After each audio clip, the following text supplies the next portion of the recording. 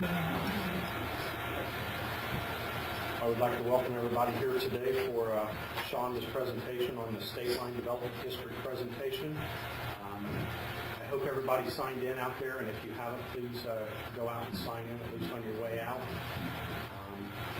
Also, after Shonda's presentation, if anybody would like to give additional information or say anything or have any questions, we please ask you, because these minutes are recorded, this meeting is recorded, we'd ask you to come up and get near one of the microphones that are up here so we can, if we have to transcribe it, or it can be heard on the disc. So, and please just come up to the front up here. So, Shonda, is there anything else you need to know? You're ready to go? Yeah. Okay. Have to be patient with me. I'm a little under weather this morning, and we have to stop and take a breath. Everybody see that okay? Well, first of all, Commissioners, I want to thank you for your time, for allowing us to get on your schedule so that we can come and talk to you about this opportunity that we have spent some time brainstorming on. We hope that you enjoy it, and we hope that by the end of the presentation that you'll feel comfortable enough to partner with us or to look forward to finding a pathway to work with us. So today, the statement is Preble County is at time. Stateline development, opportunities, cooperation, and vision. We're going to talk about where we were in 2003, what's been done since 2003, area of concentration, opportunities within that area, weaknesses, where we are in 2013. We're going to talk about partnerships and working together. We're going to talk about what it'll take to reach this goal. We're going to talk about options that need to be considered and next steps. So if anybody's been watching the clock over the last 10 years, if you've read the SEDS report, which I'm going to refer to it as SEDS, but for the record it is the Community Economic Development Strategy. Back in 2003, the then Board of Commissioners appointed a group of people, stakeholders, to work with the local Ohio University Extension Office to create a plan to enhance the economy in Preble County, which included chambers of commerce, community improvement courts, private business, the county administrator, banks, folks from the agricultural community, a good mix of people, stakeholders in the community that worked on this committee to develop the strategy.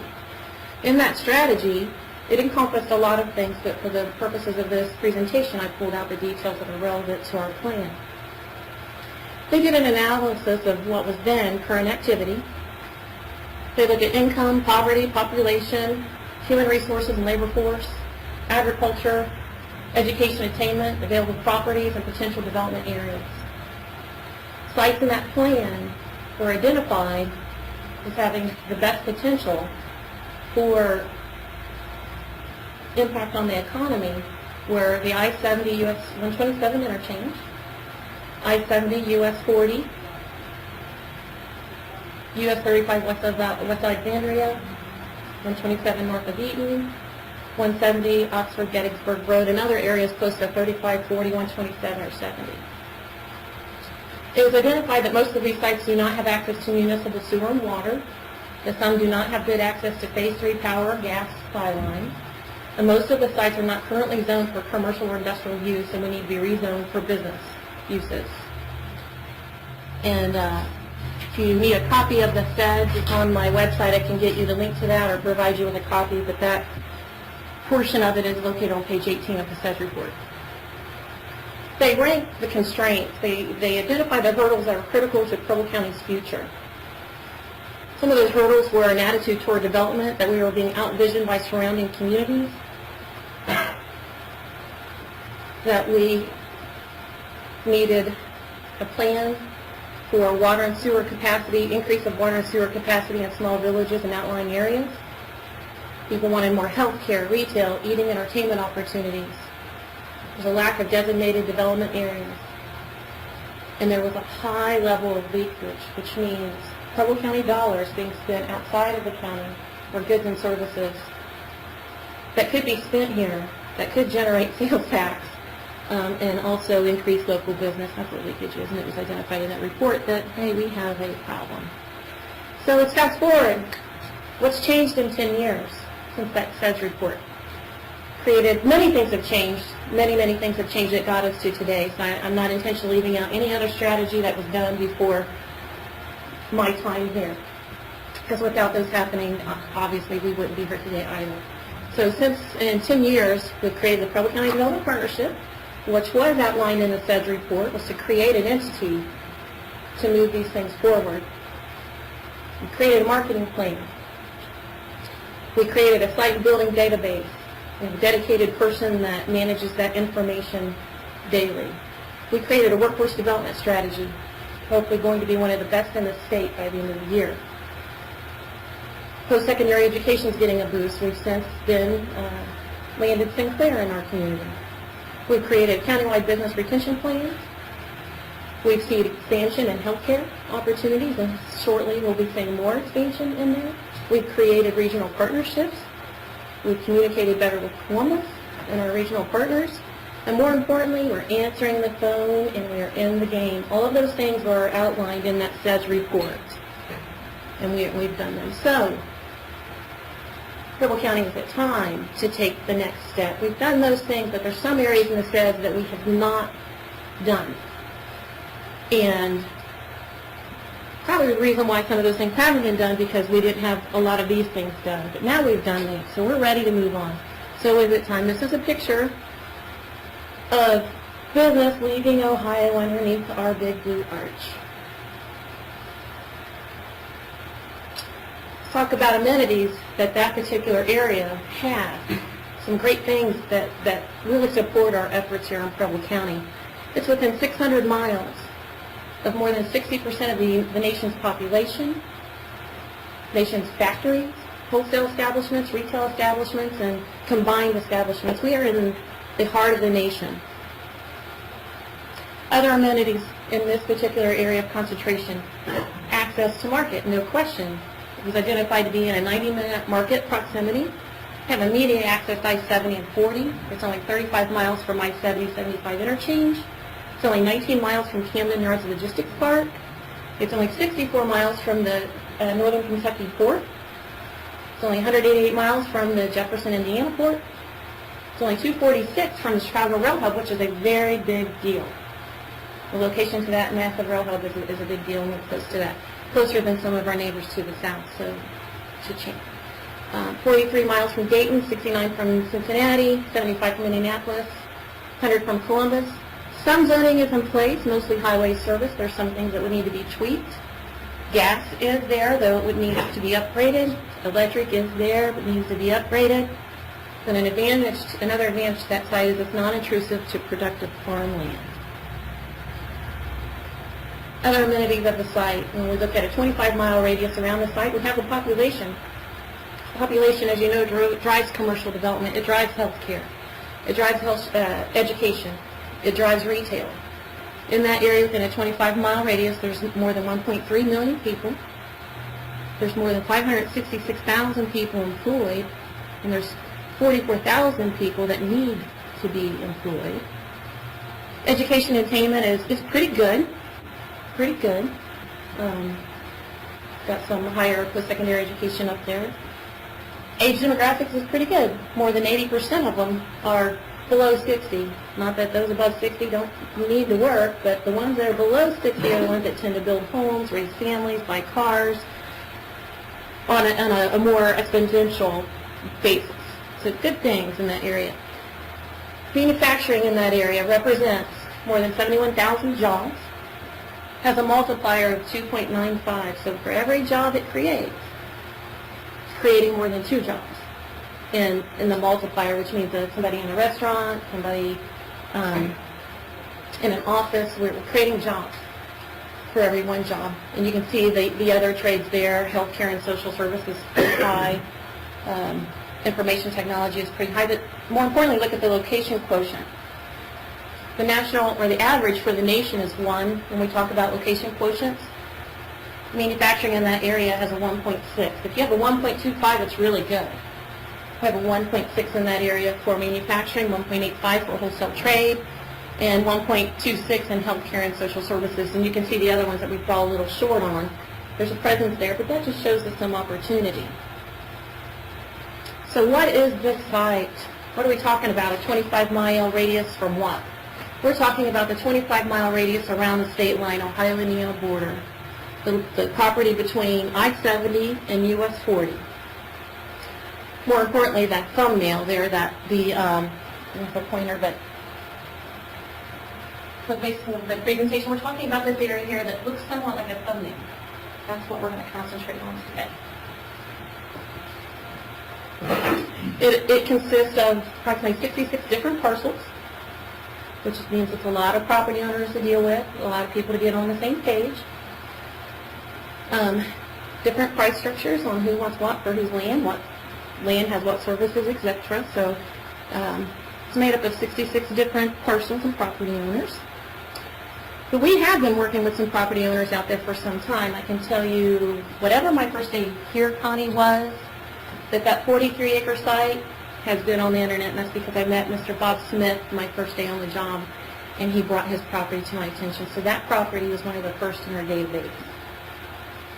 Another property, it did take some time to get them on board with us, which is the Gilmart property. David and I have talked about that numerous times, and I talked with them to get them to trust us with their information to market their property. It's not listed with a commercial broker. And then there was the 5-acre parcel that you'll recall we sold to a new business coming into the county that has not yet been announced, which is a good thing because we have a project in hand that can drive some of the things that need to happen with this project. So we've marketed those sites for a year and a half. It's in the Ohio Insight database, which is required by the state of Ohio, by Jobs Ohio. For you to be able to submit a property to any of their leads or prospects, you have to have the profile in this database. When they send the lead out, you have to click on their link, and it automatically matches which ones meet their criteria. If ours don't match, it's up to me to call the state and say, hey, I only don't have this, but I have this. And we still get in. So sometimes we still get in. 90% of the time, we get eliminated automatically just because of the way the database works. Process of elimination by clicking. But they are marketed on there. It's marketed globally. Not only does the state use this and Jobs Ohio use this, consultants are very much aware of how Ohio works. We all across the state give the information in the same way. So if they come straight to me, they're going to get the exact same format as they're going to get in any other community. We market those sites with our assets. We tell people we have the infrastructure. We have a great workforce development plan. We're located in this mega region of Ohio, Indiana, and Kentucky. It's super competitive. So we market our site. We have a lot of great things. This is just a picture of what our competition does, and even internal competition in terms of the state. It's been about 8 years ago, maybe, I date myself here. State of Ohio came out with the Job Ready Sites program, and we all know what the Job Ready Sites program is. And it was to get sites up to snuff, to remove hurdles, to get them certified, or what you will hear sometimes, shovel ready. They want to work with consultants and tell them, we have this site, it's ready to go. There's no hurdles here. So those sites bubble to the top on these searches. It's less work for the state. They know they've got a good thing. They've got everything in line. They don't have to do any extra work. Communities have done the work to get their sites certified. You see the ones around Ohio that have been certified in the last couple of years. I could have put 100 different certified site images up there for you to see, but that's how other communities are marketing their sites. Those sites bubble to the top. So, some examples of some projects that we did not bubble to the top on. This particular one I worked very closely with Bob Smith, the property owner, on. The company was looking for 40 usable acres. They wanted to construct a new facility. It had to have industrial zoning in place and be development ready. Wanted it to be in an attractive industrial park. Wanted it to be more than 1,000 feet from rail. Needed to be within 10 minutes of the interstate or 4-lane divided highway. It was related to the automotive engine manufacturing industry. It had the potential to create $160 million in investment and more than 300 jobs over 5 years.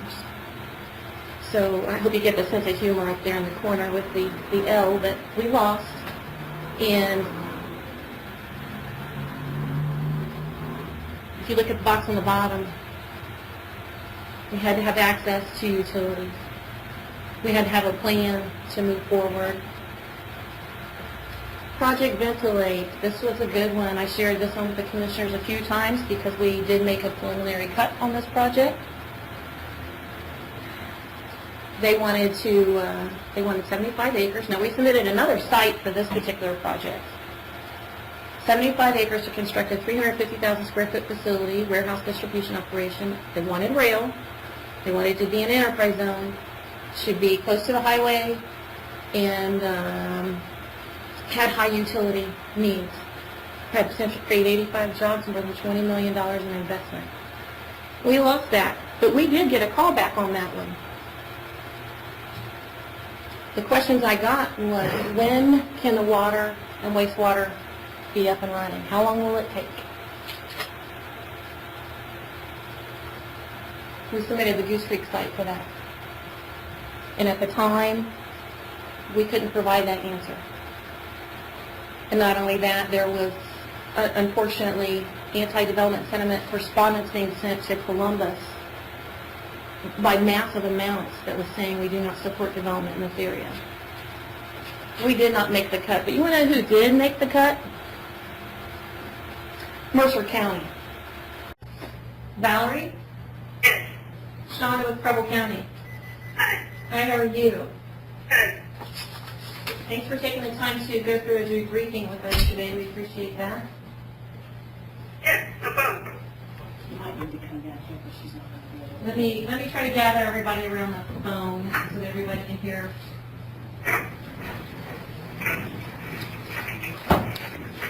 Hi, Valerie. This is David Wessler. Hi. Hi, Valerie. This is Bob. Morning, Valerie, Chris Day. Hi.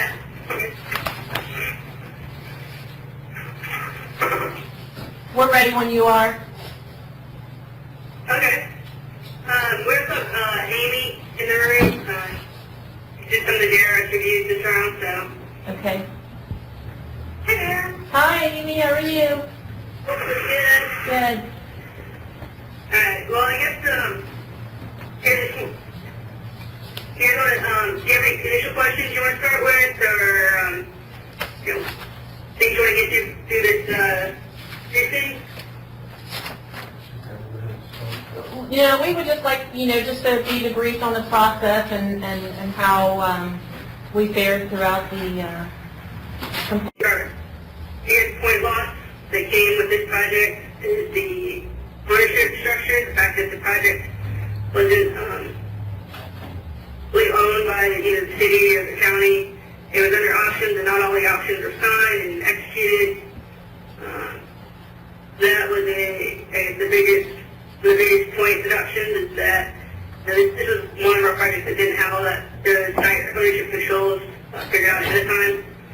And so that's where some of the points, the majority of the points got lost in that section, as well as the elements as far as action to rail and ports, airports, highway access. Yeah, it's right on the highway, but as far as the other attributes go for commerce and connected commerce, it was lacking some of those other attributes, so those are also some of the major point losses for that section. I think one of the things that we learned during this process is that access to rail is becoming more and more important in site selection. And while only seven sites were funded, they all, except for the one in the middle of Cleveland, have very good rail access.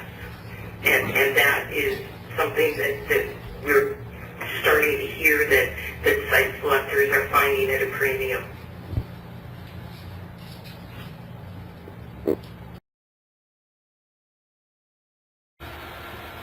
Mercer County had a site. It had no rail. It had no interstate. had a small labor force, but you know what? They had a plan. They had a site in an area where they wanted to see development happen. It didn't have water or wastewater, but you know what? They could see the fire hydrant from across the road. They already had a plan in place that if they could get a bird in hand, they would commit to this. They put $300,000 of their own money towards the project. They also used that project as leverage to pursue CDBG funding, $500,000 through CDBG, as well as some other funding from our regional and state partners. They paid for that extension of services to get to that site. Not only did they pay for the services to get to that site, they ran it right the first time, so it went through the site to the next site so that the next project could tap in. More importantly, they already had a plan. They had the community and the county on board on a plan saying that if and when we commit to this, and they put the things in place so they could pull the trigger, they won the project. So is it time for us for success? Is it time for us to create a plan to be successful? So a few months back, started brainstorming. What can we do to move this particular site forward? I started calling on some of our local stakeholders to brainstorm with me. All the folks in this room, except for one. We'll leave that to your imagination. Came to my office and dedicated their own personal time to brainstorm with me, to think through the things that would take to create a plan, to create a vision, to move the site forward. These are some of the businesses and folks that attended those meetings. And again, I really thank you all for your time. I really, really appreciate your effort in working together. So what will it take to get water and wastewater to the state line? We have a couple different options. You see the map here. You see north is going that way, so just so you can get your bearings. 40 is running there on the left side of the screen. And Rick, if you wouldn't care, I'd like for you to explain the quotes. We did, the village a few years ago obtained quotes on what it would take to get the infrastructure to the site. We have used those quotes for the purpose of this information and the brainstorming sessions, as well as confirm that they're still relevant in terms of cost. So I'll let Rick explain. You have a bigger copy of the quotes. I didn't bring mine, so yes, sir. I can hardly read in my glasses. Here you go. It's on the screen if you just want to All right, that way. You got it up right now. Rick Van Winkle, Mayor of New Paris.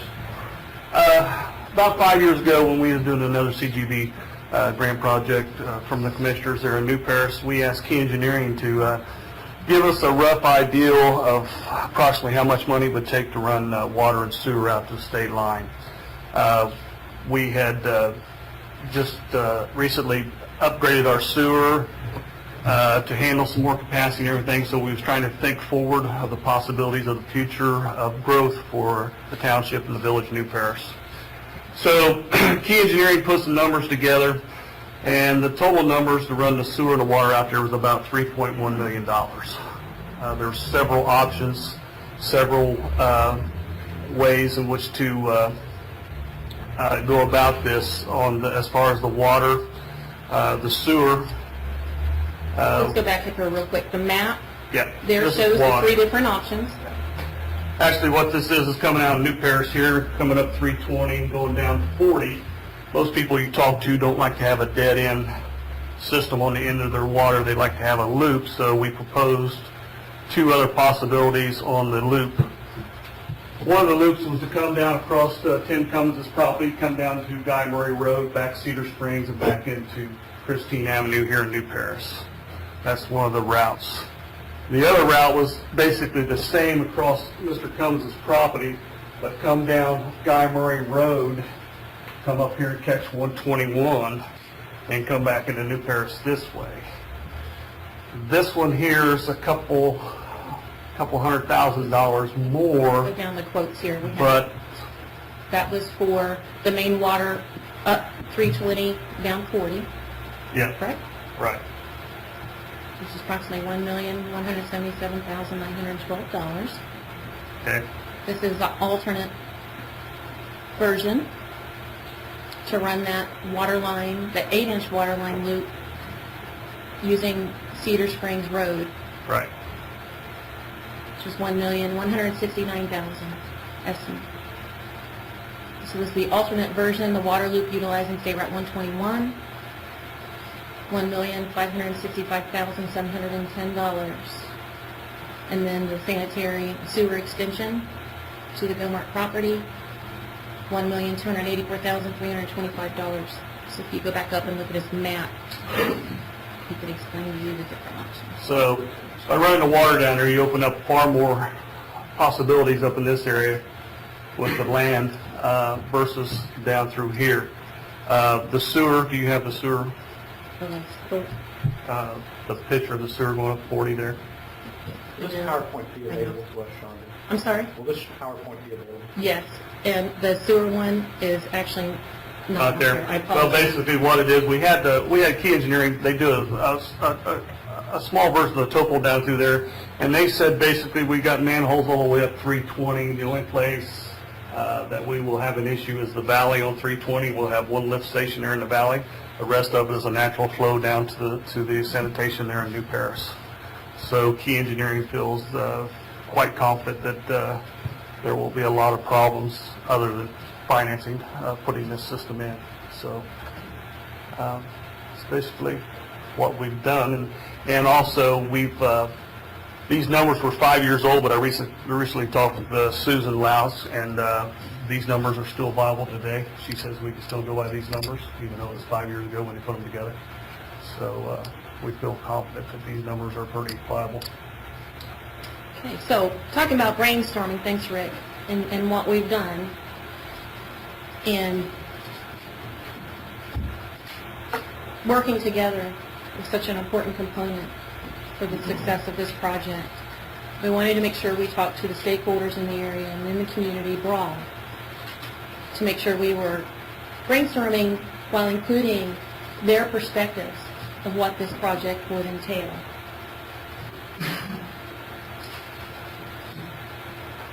We invited National Trail local schools.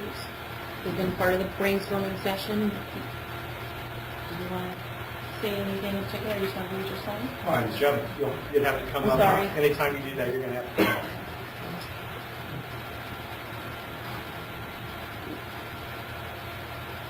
Jeff Parker, Superintendent, National Trail Local Schools. I think just that, anything that can boost our community, bring in some money. It's going to be a win-win for the community and for our schools. Make us a more attractive place, perhaps, to reside and for kids to come to school. So it just seems to make sense all the way around from the school's perspective. And we have talked about, I'm sure Sean is going to talk about some of the different ways of funding with JEDs and TIFs and that kind of thing. And we've been involved in that, and certainly whatever ultimately happens, we'll continue to be involved and express, the perspective of National Trail local schools and the taxpayers in our districts. But Thank you. Thank you. Obviously, the schools are directly impacted by development or lack of development, no matter how you slice it. So it's very important to have them on board. Also, the schools are subject to any of the conduits that would be put in place to fund infrastructure for the site. Jefferson Township was a key component to the brainstorming sessions. And Bill, unless you want to speak independently, move it forward. Bill Sweet, Jefferson Township trustee. Jefferson Township is not only the gateway to Ohio, which it really is, but it's also the gateway to Preble County. And if you take what the village has did with the improvements in town, if you've come to New Paris in the last 5-7 years, you can see what they did on the main drag, which gives everybody a better impression of our community. And they need to be commended for that with not many dollars to work with and using the grants that were available. I think they did a really good job. But this project, not only will the businesses, the residents, everybody will prosper, from coming to our community. You think what New Paris area has to offer. We've got camping. We've got swimming, golfing, antiques, snow tubing. We have 3 really good restaurants, and Subway is soon to be opening, and we have Dollar General coming. So, you know, with your support, I think we can really move the New Paris, Jefferson Township area into the future, and with the people going up and down I-70, let's have their dollars stop and be spent in our area instead of in Dayton or somewhere else. And I also like to say that Shonda has done a wonderful job with this. She really has. Without her direction and everything, I think we'd be dead in the water. Thank you. And to further expand on the gateway from the west, Chris and Shonda and I were in Columbus, 2 years ago, 2.5 years ago, and we did talk with the governor, and he was right there with us for 40, 45 minutes. And we did expound on that quite a bit, that we were the gateway to Ohio from the west. So We made appointments, Doug. Oh, Bill has Just one more quick thing, you guys are aware of that. But a fiber optic line is being ran down 40. Now, we will not have access to that right now. The optic line is going from Dayton to Indianapolis. And I questioned them when they contacted me about getting approval to run that line. It's not for the local people to hook into, but at some point, I would think it would be beneficial for AT&T to allow that as the businesses need it. So that's another thing to... And because of our brainstorming over these last few months, Bill was able to communicate with them our plans, our vision, so that they did not run that infrastructure through the area of concentration that would have affected future construction. So when Bill was able to communicate with them that we had a proposed plan and vision for some property, they then decided to change their route so it would be conducive for both them and for the site. I really appreciate the township taking that initiative to do that. So, Village of New Paris.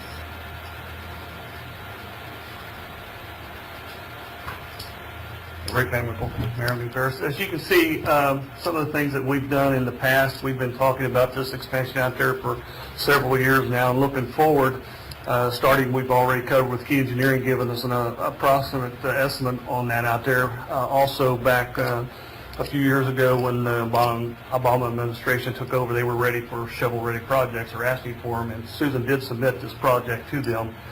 We were turned down and sent back. They told us to go back to EDC on that project. And some of the other things that we've done, that's took a little time to get in place here, but we figured we're going to have to form a JED with the township out there, and one of the first things you got to have is an income tax, and we've been able to incorporate that into the village now.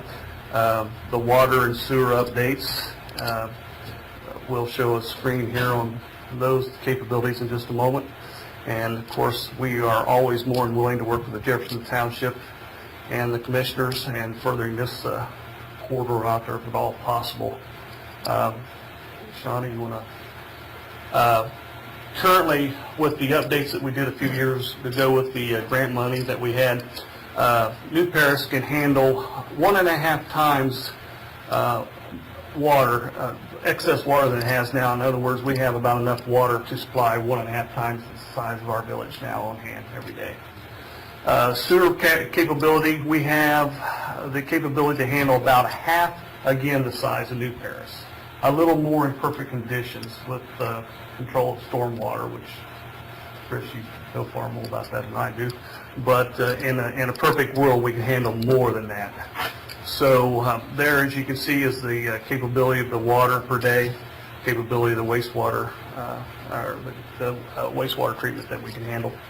And so we've taken the necessary steps, hopefully, for the future growth. And we're hopefully that we can all prosper from this, from the township, the village, and the county. So I think it's a wonderful opportunity for us to move forward. I will tell you that I have a tentative commitment. We need a market analysis out there if this thing goes forward, and I can tell you that I have met with Chamber and some township trustees, and of course, speaking for the village, I've quite sure that we'll be able to come up with the analysis money that we'll need to have the analysis done. So, thank you. Rick, Yes. when you quote Susan from Key, Yes. which, I mean, now she's with Mo. Yes. Is that's all transferred? She's still, the figures are still good? Yes, they are. Well, actually, I she's going to be have, here Susan today. and Shonda has been in contact. I've talked with Susan. I put Susan and Shonda to talk together because both of them are very good at what they do. And we all know Susan's a walking book of knowledge when it comes to things like this. She's, her ability is unique, so, yes. Well, I recognize that. I remember you kept saying, well, the figures haven't changed. Yeah. And I wanted to make sure, since Susan moved, that she Yeah, also... Susan is- Susan went through the dry run of the presentation yesterday. Yeah. So she's very aware. She was going to be here this morning, so something must have happened. But we'll get to that later on in the slides. We've accommodated all of those questions. She's offering any support that can be. She's always been good for the Village of New Paris. She's willing to work with us in any capacity. A quick question, market analysis, Can we jump to the presentation and I'll explain that? I kind of jumped the gun on her on that. Oh, one, okay. so. I want to make sure that we can explain it the right way. If we get caught up on questions, it'll take us out of sync. But we will get there, Denise. Also, I want to invite Bob Smith up. He's a property owner in the area. I want him to tell you a little bit about his partnership in this. But before Bob speaks, the Dayton Development Coalition wanted to be here with me today to support us in this project, in the proposed project. And as you can see, their quote here says, "We certainly do support your efforts to creatively find new methods to spur on economic development for Preble County." They said a few other great, wonderful things about what we're doing, but for the most part, they wanted to be able to communicate to you that they're aware of what we've been working on and that they very much support our ideas. And Bob Smith is a property owner. He owns the 43 acres plus up on the south side 40. Robert J. Bob Smith. I go by Bob. And I have my lifetime companion with me, Wanda. And, we've been working. I'm a lifelong resident of Preble County. Started school at Eaton, graduated from my school at Eaton a long time ago. Been very concerned and interested in development in general in Preble County, not just what we're facing now. We've been involved in some light development for a long time. Some property in Richmond where there's a small fireworks store and a car wash, Woodside Drive, is next to Red Lobster. We're the one that filled the property for about 15 years and worked on that.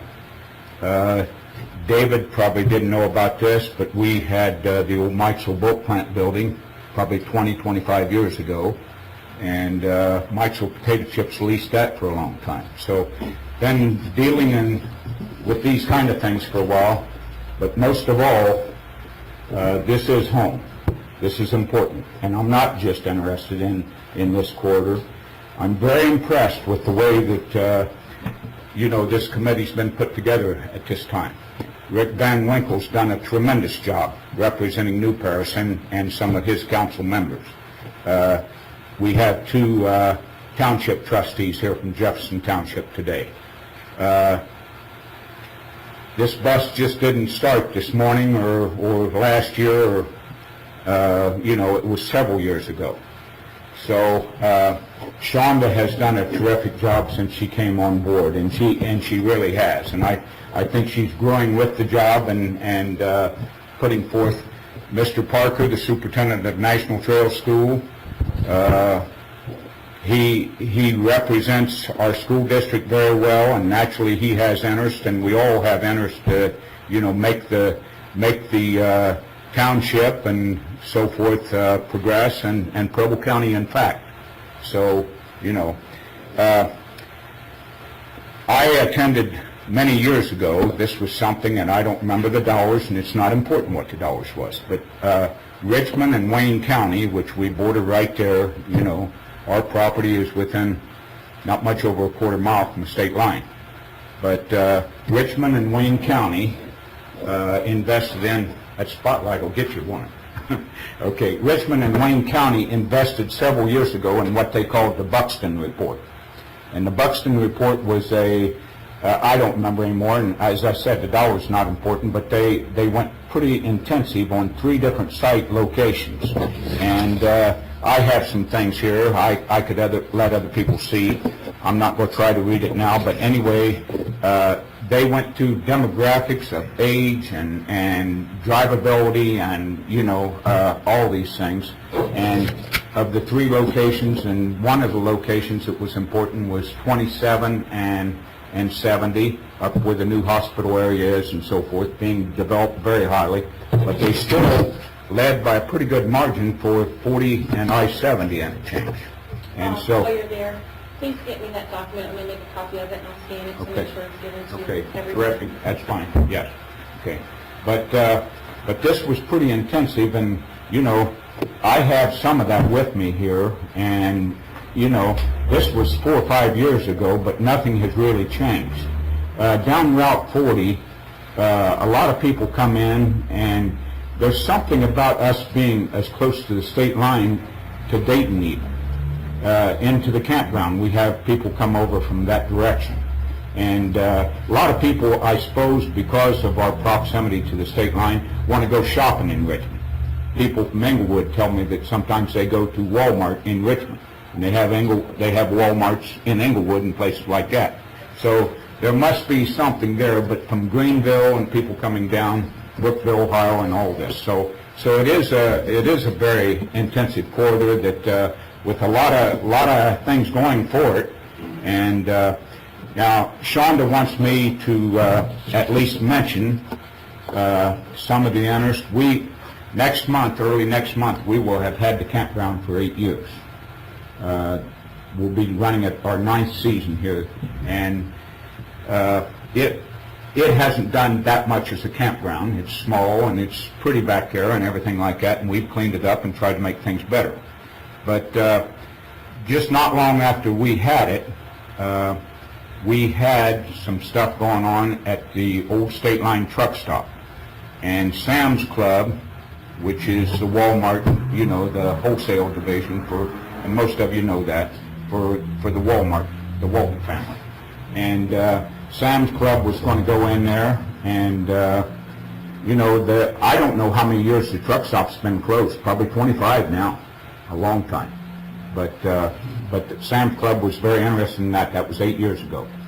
Well, while that was going on, we had an offer from a group out of Indianapolis, a realty company and then a development company, and they wanted our property and the Batista property next door, and they was wanting to the Target or Hub store there. The Hub store was going to be a Target, a super Target.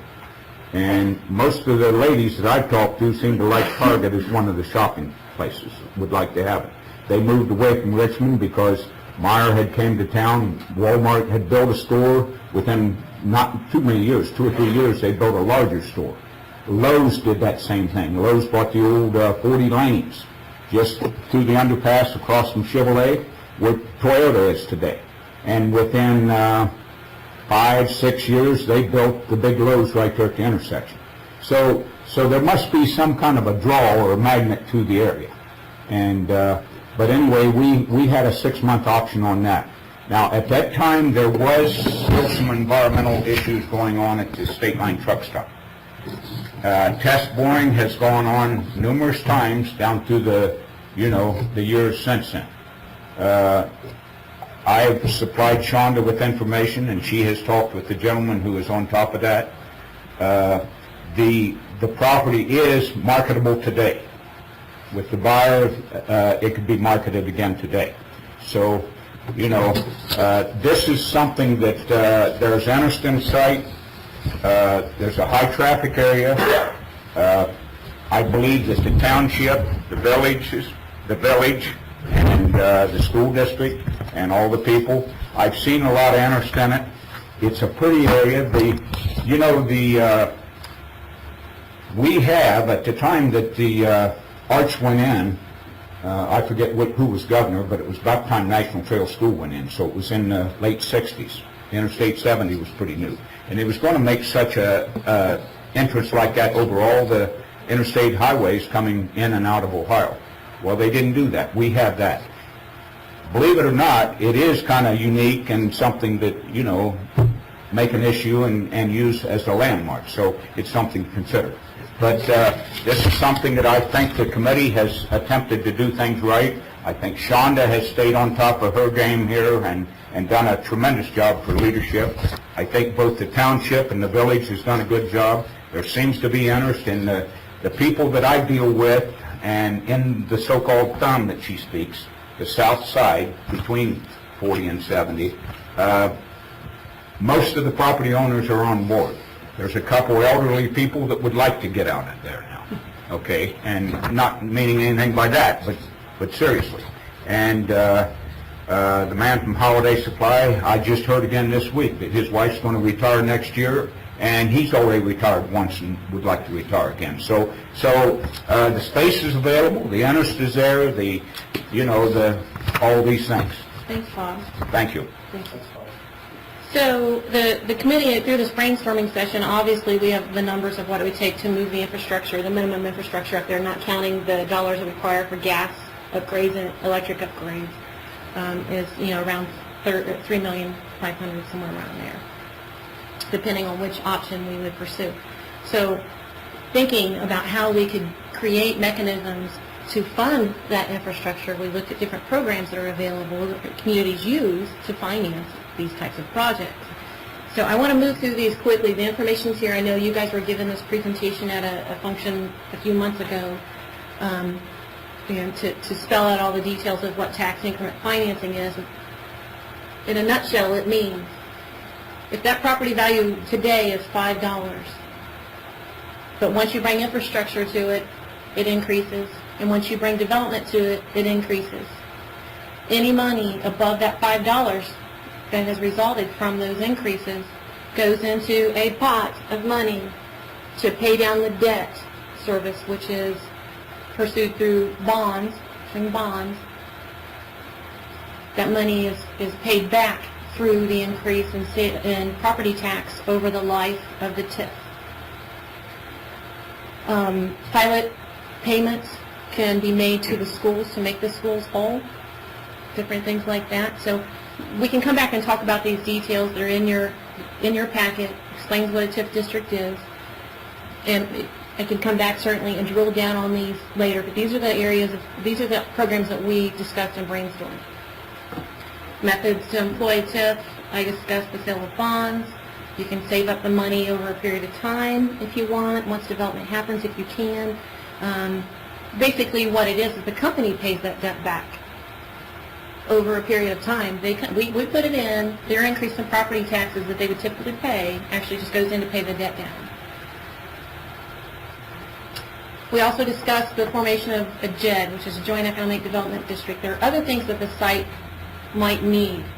It may need additional emergency services, police especially, maybe some additional curbs and gutters, whatever additional increased costs once the site is engineered and those things are identified.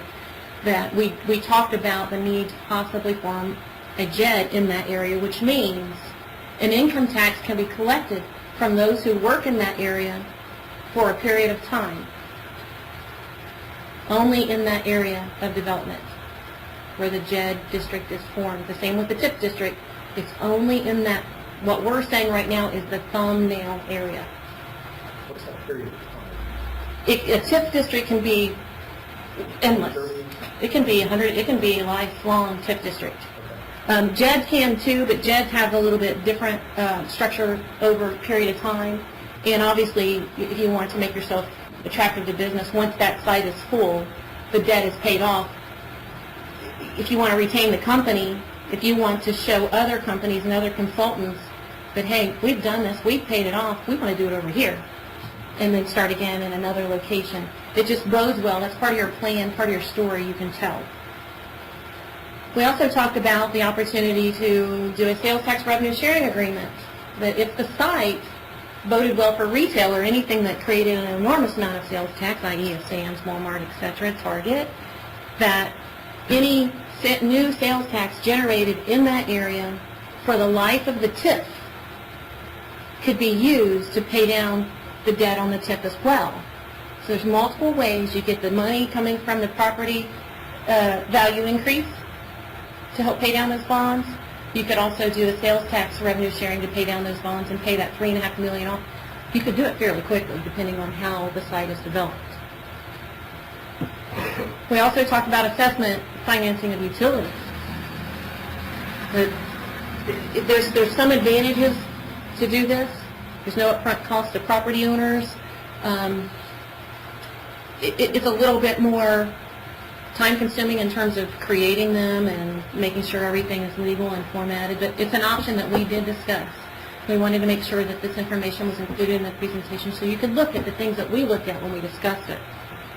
So the next steps is that we've shared with you today what our vision is. We hope that we can have your support moving forward. We hope that you'll look at the presentation, that you'll ask questions, that you'll join our committee to continue to brainstorm how we can make this happen.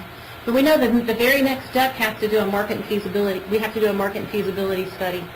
We have to know what that site will bear. We know Richmond has retail. We know it has food. We know that it has an industrial park. What can our site really attract?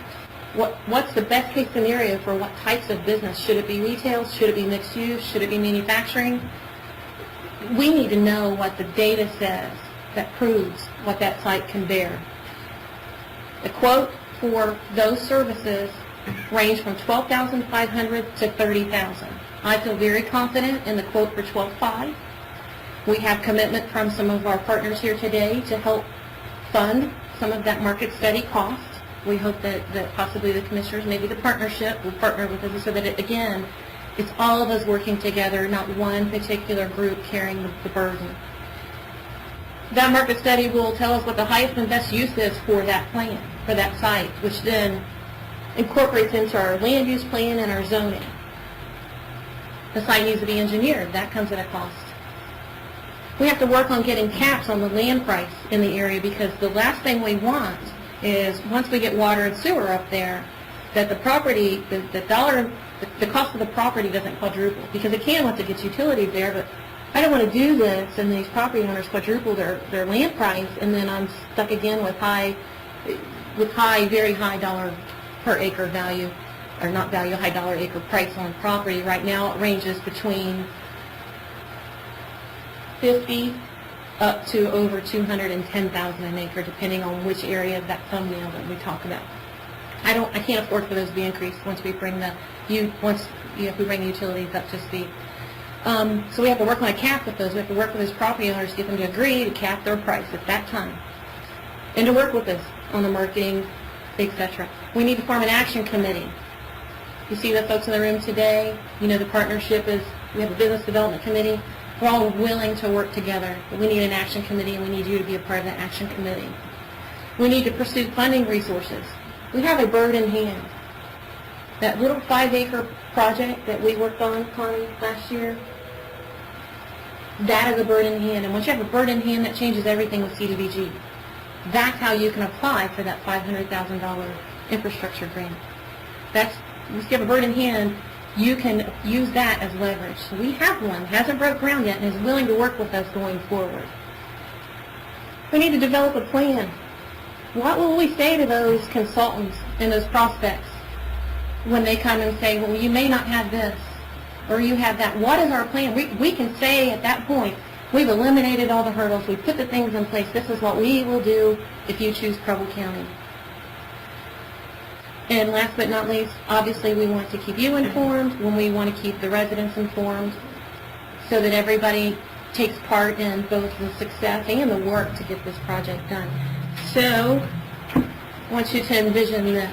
We talked last year about signage, about branding, sites that are ready to go in Preble County. Just imagine that big billboard up on 70 that you can see from every direction with some really strong, positive branding. This is just an example, so don't take it to the bank. And just imagine that on that billboard there. So I'm going to stop there. Connie has a copy of the presentation. She has a CD with all of the materials, including the quotes from the consultants, the quotes for the water, wastewater. The maps are actually on there. Zoning, pretty much everything you'll need that we referenced in here is on the CD that she can print for you, or you can get a copy from me. My printer doesn't work with the If you have any questions or if you have any comments, we'd like to communicate with you on that. And Thank you for the great presentation, and thanks for the committee for getting together and talking with Shonda about this. Obviously, it's exciting news, and obviously there's lots of possibilities there for Stateline. But what funding sources have you pursued? Because I'm thinking, I was writing some stuff down here. For one, we've got Senator Beagle, who serves on the Economic Development Committee. He's the chairman of that. And I'll be talking to him probably later today, so I'll mention this. I don't know if you've had any discussions with a him. little bit. And before we can pursue funding, we need to identify what we want to do. And we, the committee, feel the best case scenario is for a countywide, not a countywide, let me scratch wide, all of us from that point, can't believe I said it, county TIF district. There's a On difference that in- property alone, that we would like to see the county form the TIF district, and the township and the village form the JED, that we all three work together to create the plan to be able to fund it as well as pay the debt back. So we feel for this project to move forward that we have to have a commitment from the county to consider forming a county TIF district in that area. And I know that's a lot to think about, and I know you have to do your research. We fully expected that, but we know that all the things that we've discussed cannot move forward without that commitment. Okay. A lot of what you had to say, obviously you started in 2003, and that's the year I started, and we've gone through this exercise before somewhat, maybe in a little different scale, in a different way, but I appreciate this. I guess we just need to put our heads together here and do a little discussion of our own and maybe a little bit more research, but obviously there's a lot of possibilities. We would like for one of you, or for you to appoint someone to work on our committee for us to continue, because obviously we need to move forward, and we would like for one of you to be involved in that. I would like to be, that's the correct thing to say. I know the area well. Back when we had first talked about economic development, back when the OGDC was started, the SEDS report came out that 127 was the key area. That's why we only went there first, because the state of Ohio said that was the place to most likely get money. So get money from the state. So that's why we started here. I always knew the Stateline was a great place also. Back then for a study, we talked, the Dayton Development Coalition have any dollars that they could help with towards a marketing study? They did, you know as well as I do, we've discussed lots of our projects in Columbus and in Dayton.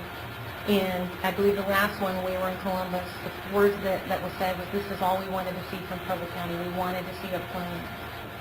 And I believe it was Thea, that when we were up there with that discussion, were you there, or was it, I can't remember which one of you were with me, but we were told, when I discussed this project up there, all they wanted to do was see a plan. Yes. So once we outline the plan, then we can start looking for dollars. But, you know, obviously we had a plan with Goose Creek. Obviously we removed lots of hurdles. But there was no agreement, there was no partnership to move that project forward, and the state is just not going to put the toe in the water if we do not have a plan. Nobody will. But I do I know, understand that DDC helped give us money last time. you saw the slide, they are very supportive of us. There's things that we can discuss with them. We're very aware of what those are. We've been very successful in getting 629 money. Hopefully soon I can tell you how much more. We know the mechanisms to get it, but I cannot do it unless we have a plan, unless we have a commitment that we're willing to partner to move it forward. Once we have that plan, then we can go say, this is what we'd like to do, this is the cost, how can you help? Did you say you've done this presentation before? We did a dry run with the brainstorming committee, Oh, so that they could see what But the this is slides the were. first time, other than outside the committee, that it's been... Correct. Okay.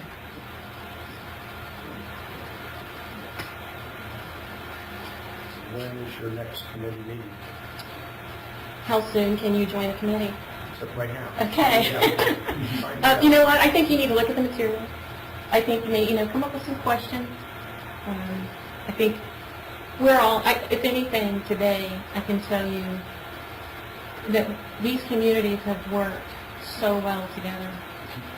The stakeholders in the area came together and they brought this project to you versus other projects that have been in reverse. We have really worked together, and I think that shines above the tough work that's going to have to happen to bring this to fruition. So once we know that you're willing to partner with us to find the right way to move the site forward, develop some questions, let me know. I think when we talk to them, I hope you all feel confident about our discussion today. If you have any questions, get them back to me, and based on that and the timing of what you can afford, then we'll pull back together, because we've done our part. Now we're putting it in your lap. And the biggest question for us is asking us to bond it and getting paid back with the TIF dollars. It's that area gap of time between getting the bond and getting that first payment to come back to pay off the bond. Yeah, it's a calculated risk. That's right. Everybody understands that there's going to be some time, but without that plan in place, again,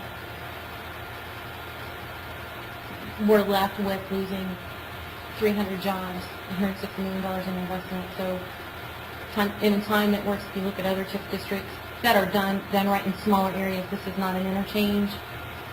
Like Liberty Township, it's a full-blown interchange. We're not paying $50 million in interchange. It's a $3.5 million project, which we know we can get a portion of it funded. So it's not, the TIF district is not really a full burden on you for the 3.5. But again, we can't identify funding streams until you're willing to partner with us. We do that, and if you have any questions, let me know. And then committee, if you have any questions or comments, let me know, and we'll get back together and decide on the next step. But the next step, we do need to think seriously about the market feasibility study. We have some commitment from the two communities. I feel confident that I can again talk to the partnership to support it. And then if the commissioners can obviously support the market and feasibility study up there, that has to happen first. What can you tell us about the status on that 5 acres? It's still not breaking ground yet. They're doing some planning. They're doing some things in another community. Our project got bumped back just a little bit. It's still going to happen. But now that we have this plan in place, with the infrastructure needs that have to happen on that site, I discussed with you, there were some ODOT issues that had to be addressed, that it's just too much for the company to absorb at this time. All of those can be addressed with this plan, and it could propel them to move faster. Obviously, if we can use them to get the CDBG money, we can get the stuff in place, that's going to speed it's going to bump us back up in their priority list. This would be nice to get the jet in place and Right off the bat. Right off the bat. And not only that, it's sales tax. Right off the bat. So, anyway, thank you for your time. If you just get back with me with any questions. Does anybody else have any questions before the comments? I want to thank the consultants that worked with us. Wolfert, Eckler, Susan's Moat and Associates. Numerous. Department of Taxation, I could just go down the list. And we really had a lot of support, and we have Wolfert here with us today, and Jamie DeBrosi has been very supportive in supplying resources to our committee to get information. And we've shared the information with the Chamber of Commerce to make sure that they were, Director of the Chamber of Commerce to make sure that he was well informed of what we were going to do here today. So I want to thank all of you for your participation.